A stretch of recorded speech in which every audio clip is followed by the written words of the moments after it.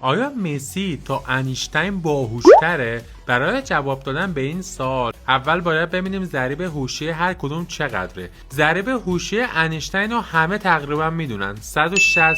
این در حالیه که ضریب هوشی یه انسان معمولی معمولا بین 80 تا 110. حالا برای مسی چقدره؟ متاسفانه تا الان هیچ ارزیابی دقیقی از ضریب هوشی یا همون IQ مسی نکردن، ولی خب گمان زنی‌ها خیلی زیاده. برای مثال رئیس انجمن ذهن‌های برتر اسپانیا اومده ضریب هوشی مسی رو بین 160 تا 250 تخمین زده که در این صورت یعنی مسی تا انیشتین هم باهوش‌تره. دکتر مارتینز بعد از آنالیز چندین مسابقه مسی به این نتیجه رسید اون میتونه توی کمترین زمان ممکن بهترین تصمیم‌ها رو بگیره. مثلا به این صحنه نگاه کنید، چند تا گزینه برای پاس دادن هست، ولی همشون یا توی موقعیت آبستراکت قرار دارن یا اینکه یه مدافع اونها رو یارگیری کرده. ولی مسی گزینه‌ای انتخاب میکنه که حتی به ذهن هوادارا هم نمیرسه که در نهایت منجر به گل بارسلونا میشه. همه این پردازش‌ها رو مسی کمتر از 1 ثانیه انجام میده، در حالی که ما باید چندین ثانیه فکر کنیم تا ببینیم بهترین گزینه چیه. البته بعضیا مثل دکتر دنیل ممرت اعتقاد دارن که مهارت از روی هوش بالا نیست، بلکه به خاطر تکرار خیلی زیاد توی تمرین وارد زمین ناخودآگاه مسی شده. حالا به نظرتون مسی باهوش‌تره یا انیشتین؟ توی کامنت‌ها بنویسید.